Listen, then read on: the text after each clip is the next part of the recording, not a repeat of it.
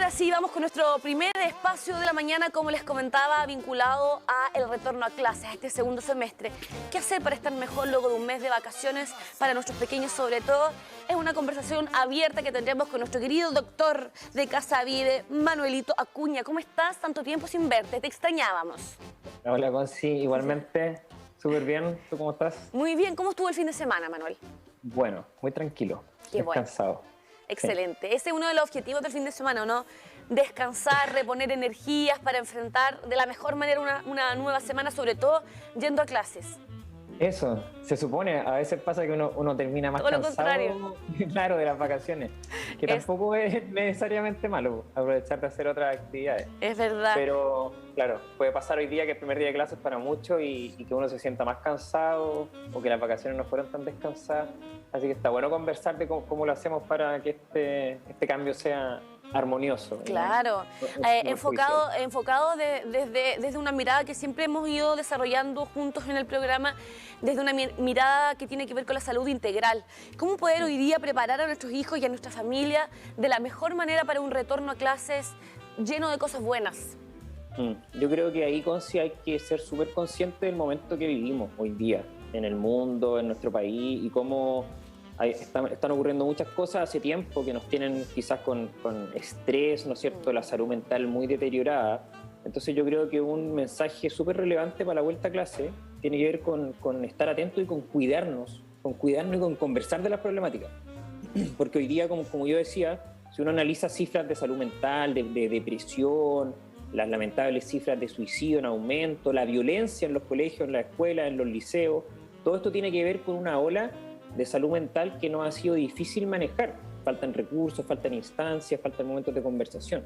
Entonces yo creo que hay que hacer una invitación fuerte a estar bien atentos a esto, a conversar, a exigir en las escuelas, en los liceos, en los colegios, instancias de conversación y a ser súper cuidadosos, Conci, con la exigencia y con la autoexigencia, porque eso, cuando no es bien manejado, también puede traer problemas. Entonces yo creo que por ahí hay que entregar un mensaje que sea bien de amor y de buena onda. Como decías tú, cuando hablamos de salud tenemos que preocuparnos de las cosas importantes. Y muchas veces estamos hablando de hoy día el problema viral, ¿no es cierto? Y tomarnos PCR y comer sano y esas cosas que están bien, pero hay otros factores que son súper relevantes y hoy día creo que la salud mental es un foco que deberíamos poner y en esto todos y todas podemos colaborar estando atentos a cómo están los demás, generando espacios de conversación y, como decía yo, quizás bajando un poco la exigencia y la autoexigencia hoy día cuando volvemos a clase, y a veces pensamos que el tema académico es como lo más importante y yo pienso que puede ser secundario al estar bien como seres humanos, en familia.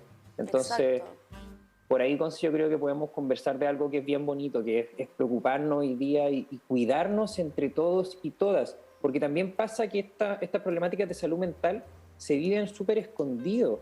Entonces no muchas veces uno ve a las personas alegres o sin manifestar mucha problemática. Entonces por eso es importante que estemos atentos, porque hoy día sabemos que este es un problema que está en un momento álgido, con cifras en aumento. Entonces tenemos que estar atentos y justamente momentos como la vuelta a clase, ¿no es cierto?, en donde podemos recibir muchos mensajes de exigencia, son momentos en donde estas cosas también pueden aflorar y despertar. Entonces hay que estar atento en esto, Conci. Sí, Manuel, hablas de un punto que es fundamental y que quizás pocas veces se trata, que es el diálogo, la comunicación, el ir conversando con nuestra familia, con nuestros hijos sobre la realidad que se está viviendo hoy día, sobre el tema de la pandemia, por ejemplo, tenemos que seguir con los protocolos sanitarios con nuestros niños yendo al colegio, entonces son varias las cosas que hay que ir conversando con los niños, dialogando, para que si ellos vivan realmente en el mundo en el que estamos inmersos hoy y no hacer como muchos de los padres que prefieren mantener a los niños absolutamente alejados de lo que está ocurriendo, que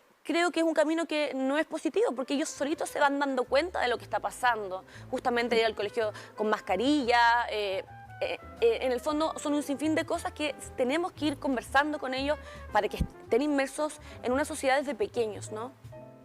Sí, de todas maneras, evidentemente en contexto epidemiológico de que la pandemia todavía sigue, hay que cuidarse, pero también no cuidarse desde el miedo, porque muchas veces nos entregamos mensajes catastróficos, ¿no es cierto?, que generan miedo, que generan ansiedad.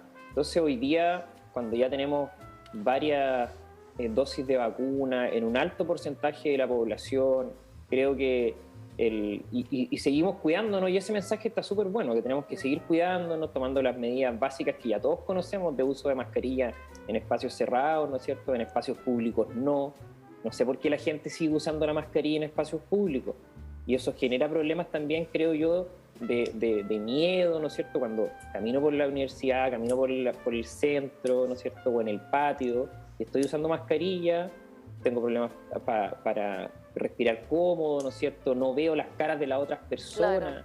Entonces, ojo ahí, porque tampoco podemos ultra exagerar las medidas cuando no tienen sentido y pueden generarnos más miedo solamente. Entonces, tomemos las medidas adecuadas, lavarse las manos, ¿no es cierto?, si hay alguien enfermo, que evitar contagio directo, si alguien está enfermo, no ir a clase, ¿no es cierto? Claro. Pero no exagerar en cosas que también nos pueden generar más miedo. Y sobre todo lo que decís tú me hace mucho sentido, que tiene que ver con conversar hoy día en familia, ¿no es cierto? Con estar atentos entonces a las cosas que les pasan a los niños y a las niñas.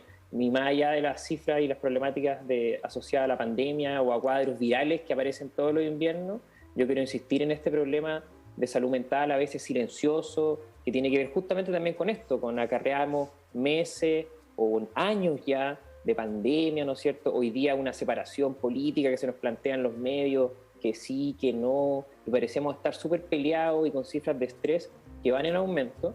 Entonces, ¿cómo el volver a clase no debiera convertirse en este tipo de instancia? Ojo ahí, las mamás, los papás que nos escuchan, con mucho cariño decirles, ojo con la exigencia, con la hiperexigencia que a veces ponemos en las niñas y en los niños, pensando que el rendimiento académico es la única medida del éxito, cuando por supuesto que tiene que estar antes la salud mental y el bienestar, y entregar entonces mensajes que le permitan a nuestros niños y a nuestras niñas ir a sus lugares de escuela, colegio, liceo, con calma, con paz mental, no pensando que tienen que exigirse y sobreexigirse, que eso evidentemente puede tener problemas de salud mental en el corto y en el largo plazo, y como decía antes, las cifras en este sentido hoy día están súper complejas.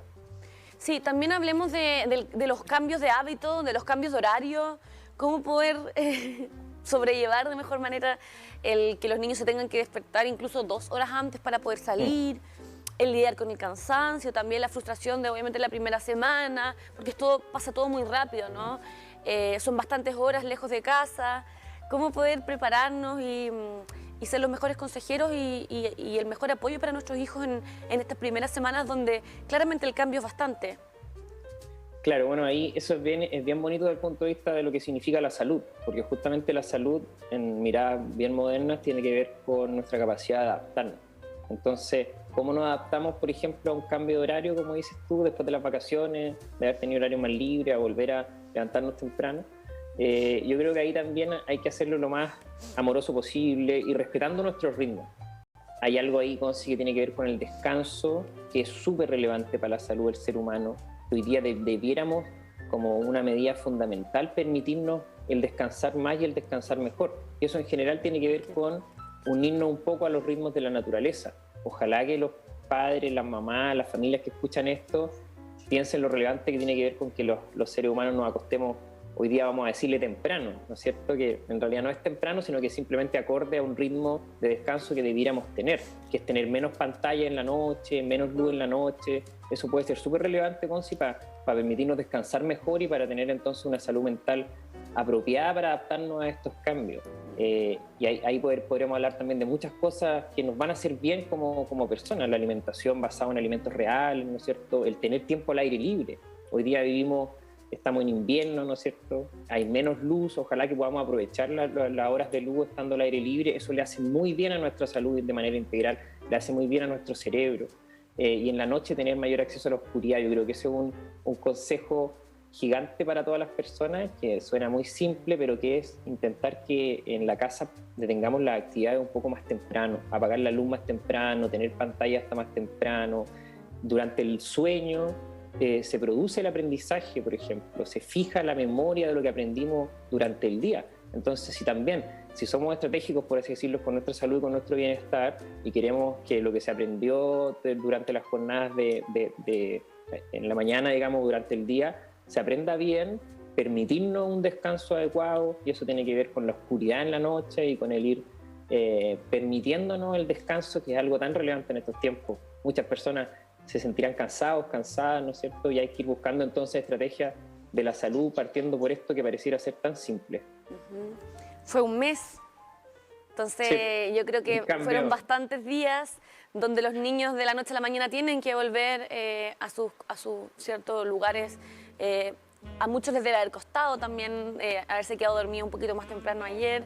¿Cómo poder también tomar la salud integral de lo que obviamente es, yo creo que uno de los temas centrales hoy día y poco se habla?